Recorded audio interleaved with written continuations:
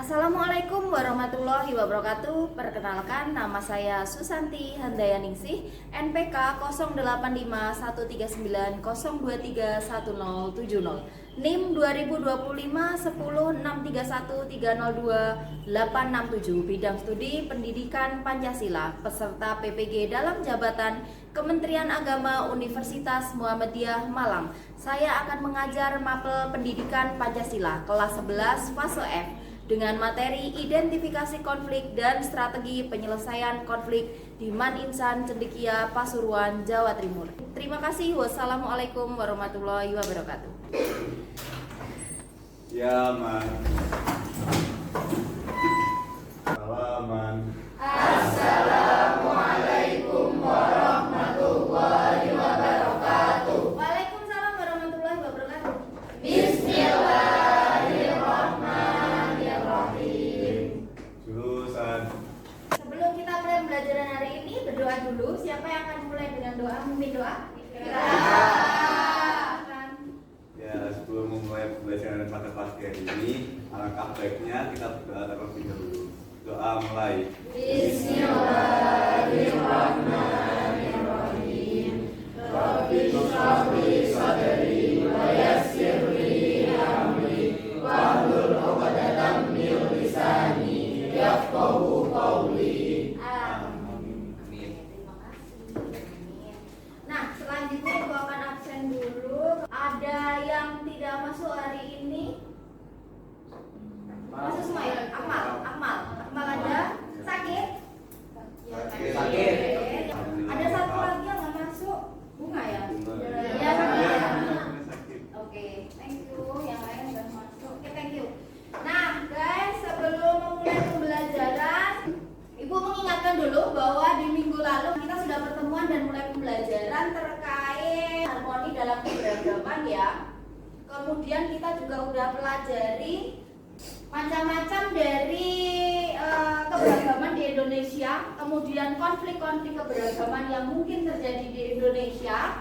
Selanjutnya kita juga sudah pelajari faktor pendorong dan penghambat dari keberagaman itu sendiri. Nah, hari ini kita akan belajar tentang bagaimana mengidentifikasi konflik atau manfaat dari identifikasi konflik serta bagaimana strategi penyelesaian dari konflik yang mungkin terjadi.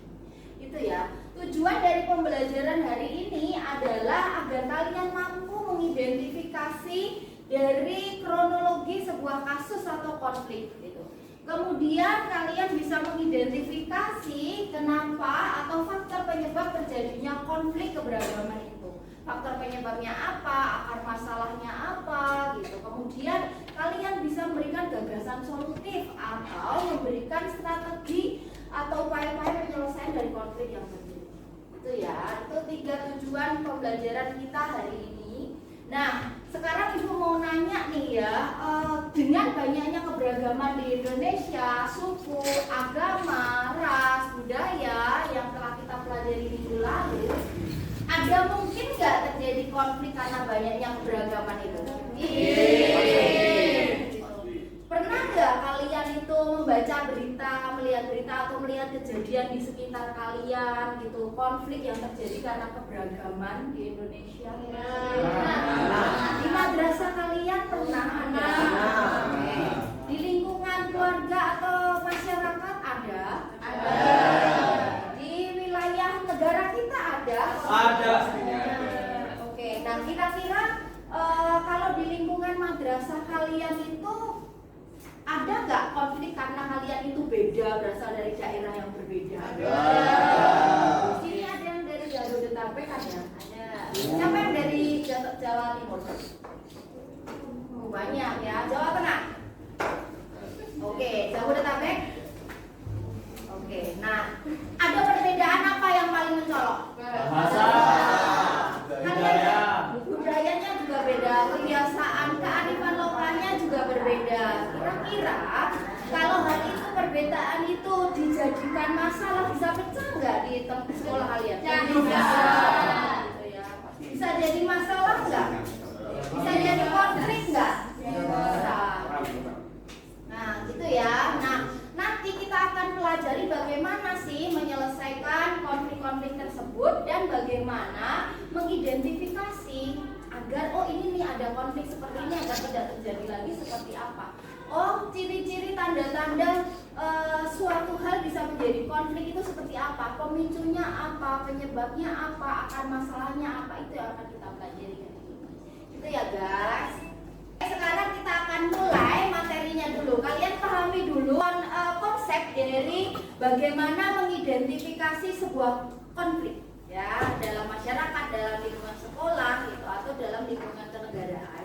Setelah itu nanti kita akan pelajari terkait strategi penyelesaian konfliknya. Nah, sekarang terkait identifikasi konflik. Tadi saya contohkan bahwa kalian contohkan di madrasah kalian yang lingkup kecil ini aja memungkinkan terjadinya konflik, betul tidak?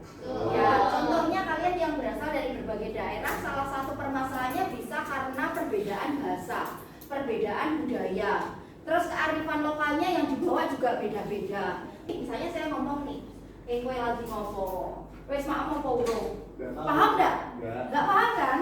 Nah seperti ini dia tidak memahami bahasa saya, dia nggak ngerti gitu loh.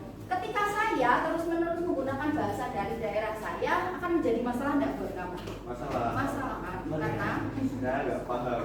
Nah, identifikasi konflik ini penting. Mengapa? Satu, agar kita bisa memetakan potensi-potensi konflik yang mungkin terjadi di sekitar kita, baik di rumah, sekolah, ataupun masyarakat atau lingkungan kenegaraan.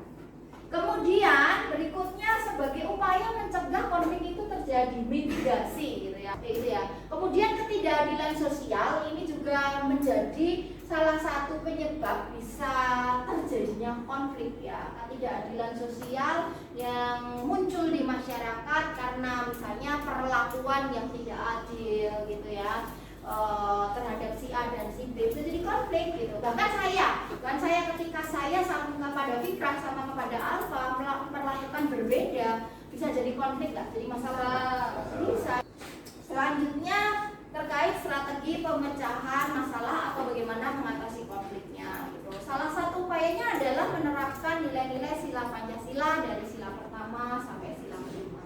Ketuhanan, kemanusiaan, prinsip persatuan, kerakyatan, dan keadilan sosial harus benar-benar dijaga, diimplementasikan di negeri kita. Kemudian ini saya kasihkan satu contoh kasus ya, yang terjadi kurang lebih 6 bulan lalu di Jogja.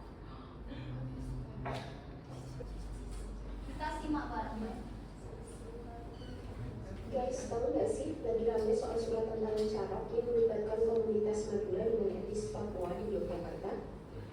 Tentang syarat ini guys muncul karena beberapa etnis Papua belanja uang Madura di daerah Bagasari, Sleman, Yogyakarta tanpa bayar, bahkan sampai melakukan kerusakan. Menurut kabar dari IY, Irjen Suwondo Nainggolan, tantangan syarat bukan masalah etnis, namun permasalahan individu. Kita doain aja ya guys, biar masalah ini segera kelar. Oke, selanjutnya Ibu akan berikan penugasan. Penugasan ini penugasan kelompok. Jadi kan kemarin Ibu sudah memberikan tes diagnostik awal dan ini terbentuklah menjadi dua tim ya. Jadi penugasannya apa? Saya sudah bagi menjadi 4 kelompok. 4 kelompok itu kemudian nanti silahkan kalian mencari satu kasus, masing-masing kelompok mencari satu kasus. Kelompok 1 nanti terkait konflik ras, kelompok 2 nanti terkait konflik agama, kelompok 3 nanti terkait konflik bersenjata, kelompok 4 terkait konflik etnis ya. Gunakan maksimalkan sumber atau media yang ada. Kalian bisa search di laptop kalian ya, sesuai tadi ketentuannya. Kelompok 1 bisa dari website atau artikel, kelompok 2 dari media sosial tadi ya, ada media X, Instagram, TikTok. Kemudian untuk kelompok 3 bisa dari jurnal. Kemudian yang kelompok 4 dari YouTube atau film-film dokumenter juga boleh. Ya, kemudian nanti silakan dibuat visualisasinya, boleh PPT, boleh infografis, boleh kalian bikin poster gitu ya. Kemudian memuat 3 poin. 1 kronologi kasusnya, jadi kalian resum, nanti kalian baca resum kronologinya bagaimana. Yang kedua, kalian identifikasi apa sih yang menjadi pemicu konflik itu terjadi, atau akar masalah konflik itu terjadi, atau faktor penyebab konflik itu terjadi. Yang terakhir adalah strategi penyelesaian masalahnya bagaimana, baik yang sudah dilakukan atau gagasan yang muncul dari kelompok kalian sendiri, gitu ya. Kemudian presentasikan nanti di depan kelas bergantian kurang lebih 8-10 menit.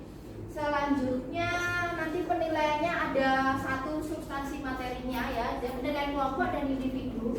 Di penilaian kelompok nanti ada substansi materi dan bagaimana kelompok kalian berkolaborasi, komunikasi, musyawarah gitu, cara berpikir kritisnya dalam menyelesaikan masalahnya atau mengerjakan kasusnya gitu ya. Kemudian kerjasama timnya gitu. Kalau untuk penilaian individu akan ibu lihat dari ketika kalian presentasi. Jadi cara presentasi kalian bagaimana menguasai materi atau tidak, cara menjawab pertanyaan, bagaimana kalian bersikap kepada audiens gitu ya. Kalau ada pertanyaan nanti ibu akan keliling per kelompok ya. Oke, silakan boleh dimulai.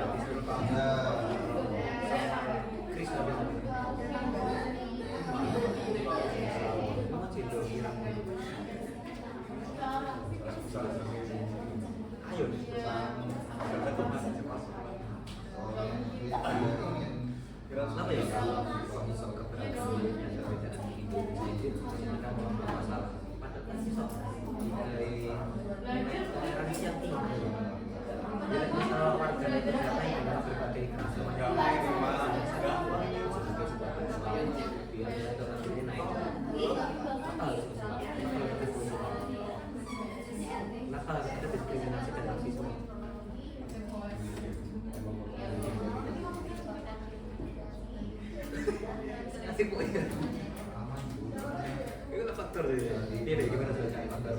Oh, misalnya dulu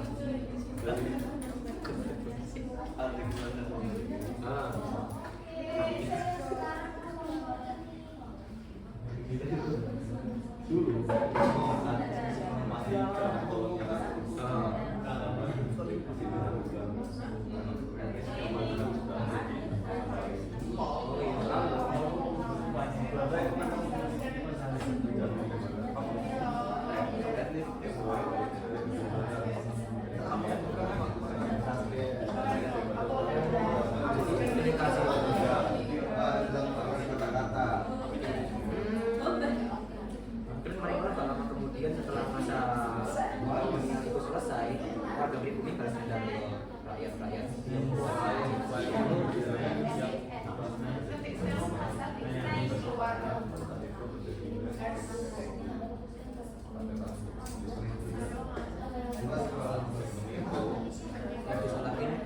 Cina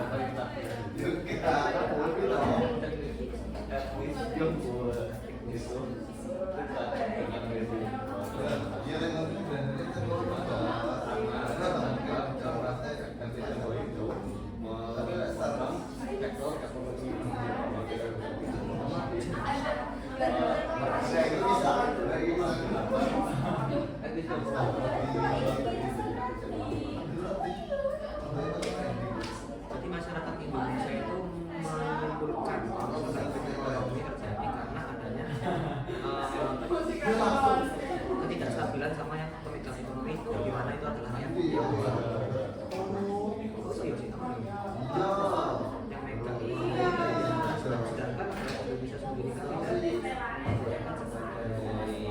rakyat di luar Indo untuk menjadi pemegang kekuasaan di Indonesia itu bisa ada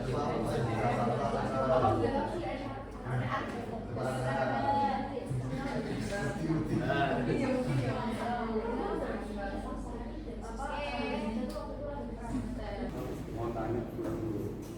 Kalau kita langsung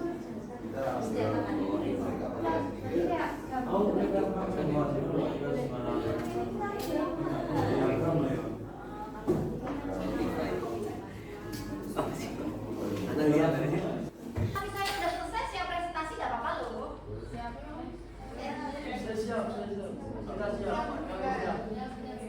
Kita siap. Kelompok 4. Langsung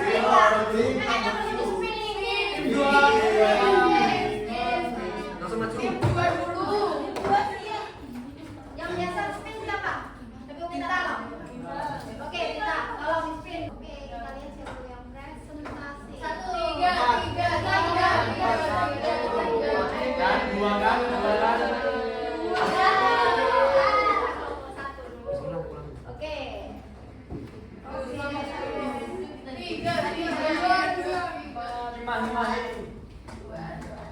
dua kan? 3.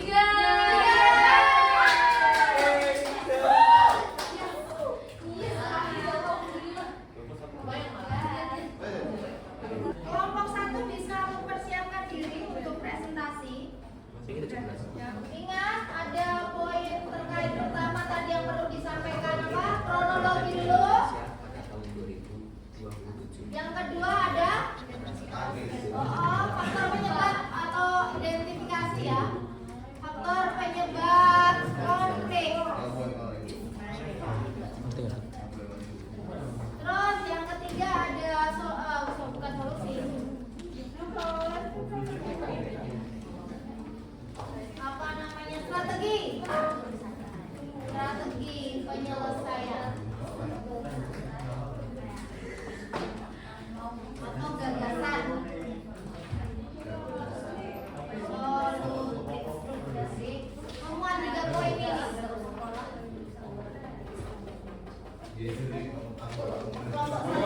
Sudah siap?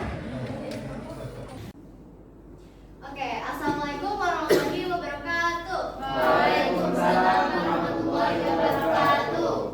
Oke teman-teman, jadi di sini kita dari kelompok Wahid akan menjelaskan tentang kerusuhan rasial pada tanggal 10 Mei 1963 yang terjadi di Kota Bandung.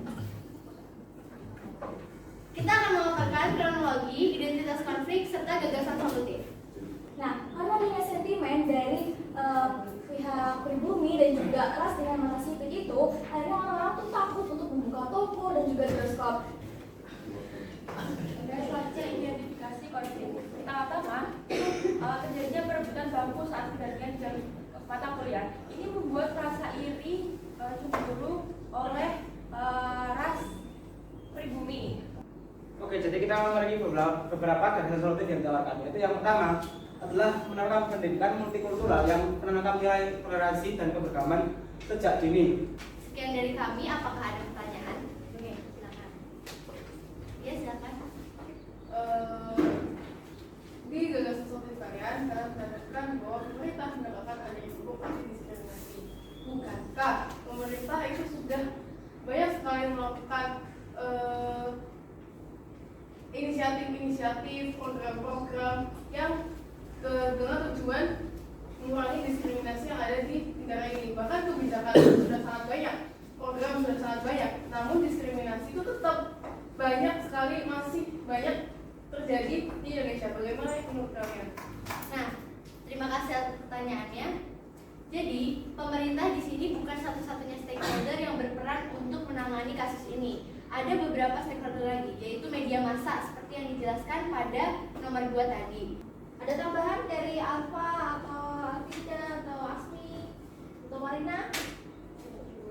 Cukup? Ada lagi pertanyaan? Oke, silakan Tinta. Ini saya mau tanya aja kenapa karena itu lebih memilih untuk menyebut orang Cina sebagai ras spesifik daripada etnis Tionghoa. Oke, coba yang lain bisa selain Malaysia. Oke, jadi kenapa kenapa kok kita nyebut ras mata sipit? Karena pada konflik tersebut kita tuh yang diincar tuh emang secara harfiah itu orang yang bermata sipit. Jadi mereka itu melihatnya itu bukan dari asal Cina atau asal mana, tapi pokoknya yang matanya sipit, yang putih itu udah hantu yang dikejar. Jadi kayak sudah kayak image publik gitu ya, asumsi publik. Jadi bukan dari kelompok ini kalau saya tangkap tadi ya, bukan dari kelompok ini kalau saya menangkap kata-kata mata sipit itu tadi, tapi memang dari berbagai sumber berita dan lain-lain dan image masyarakat mereka menganalogikan sebagai si mata sipit. Gitu. Gagasan solusinya udah nyambung dengan permasalahannya ya. Bisa digali lebih dalam lagi. Kemudian coba di slide sebelumnya dari awal coba. Oke, dari kronologi sudah oke, sangat lengkap sekali ya, cukup mendalam. Jadi dari tim kalian sudah sangat bagus di bagian kronologi, pendalamannya. Next, di slide berikutnya. Di bagian identifikasi konflik juga sudah dijelaskan, bahkan di sini bukan hanya satu masalah aja pemicunya atau akar masalahnya ya, ada beberapa pemicu konflik atau akar masalah. Jadi satu konflik itu bisa jadi masalahnya bukan hanya karena satu hal, tapi beberapa hal, bahkan ada permasalahan individual, rasa iri dan cemburu. Rasa iri, cemburu, egoisme itu juga bagian dari hal yang memicu konflik ketika kita tidak bisa mengendalikannya. Oke, next, bagian identifikasi konflik udah bagus, gagasan solutif udah bagus, sumbernya juga sudah sesuai tadi ya.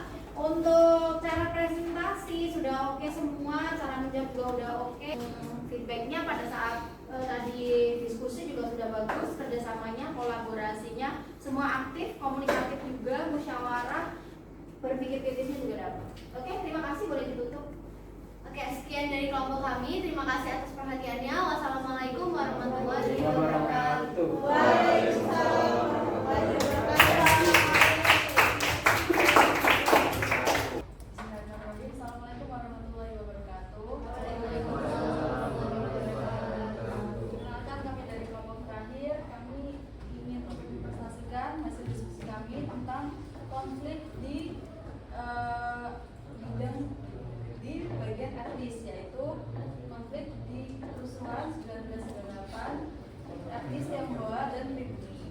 Oke, kemudian sebelum lanjut kita akan menyaksikan ini adalah video. Di pos dulu, yang lainnya tolong diperhatikan, laptop bisa ditutup dulu, perhatikan teman-teman, kalian yang berinteraksi di depan dan hargai teman kalian ya. Lanjut. Ya baik, jadi ini adalah salah satu cuplikan film yang kami ambil dari film Pengepungan di Bukit Duri. Jadi film ini relevan dengan tema yang kami angkat, yaitu diskriminasi dan rasisme.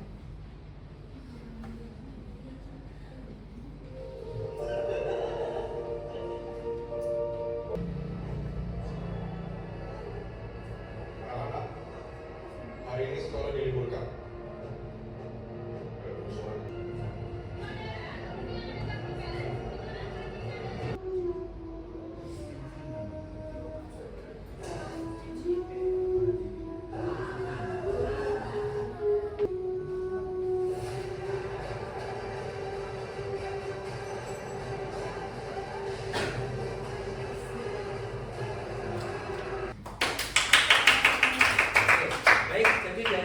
Film yang telah kita lihat ini barusan, jadi bisa disimpulkan bahwa film ini itu merepresentasikan tragedi 1998 rakyat Tionghoa yang ada di Indonesia, yang dimana pada masa itu Indonesia sedang mengalami titik kritis akibat diskriminasi dan rasisme yang membuat kerusuhan pada tahun tersebut.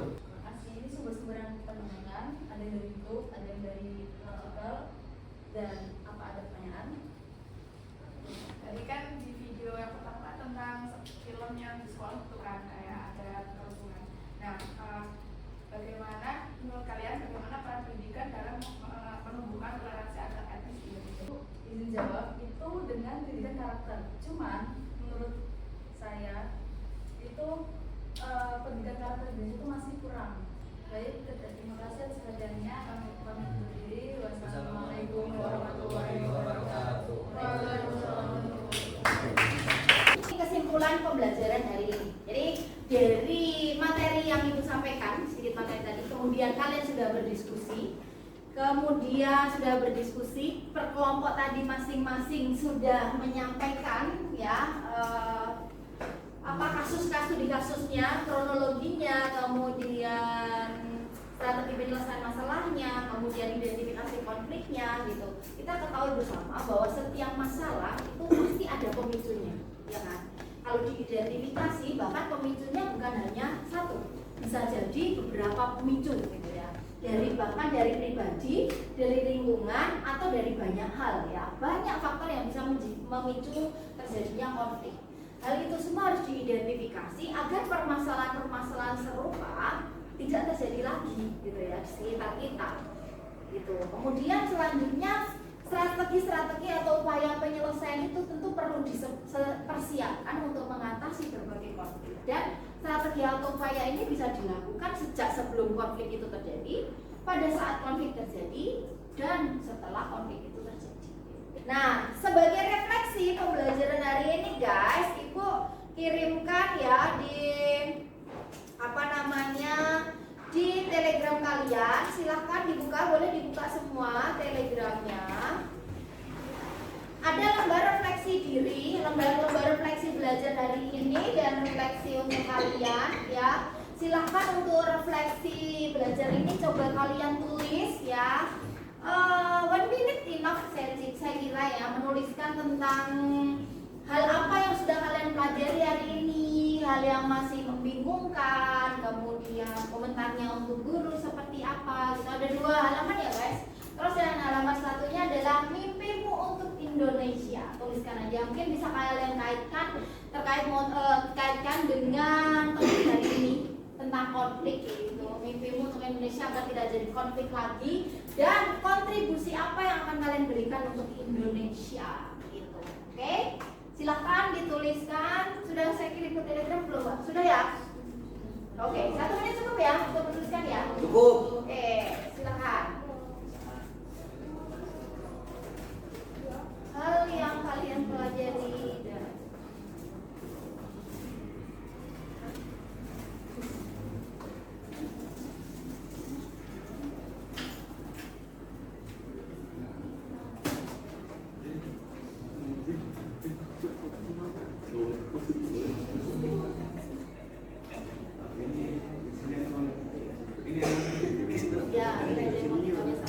sesuai mood kalian belajar hari ini. Kalian pilih aja salah satu ya.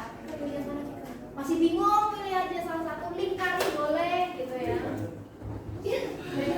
Oh yang kan ini individu ya, masing-masing ya, masing-masing. Aku milih yang gitu.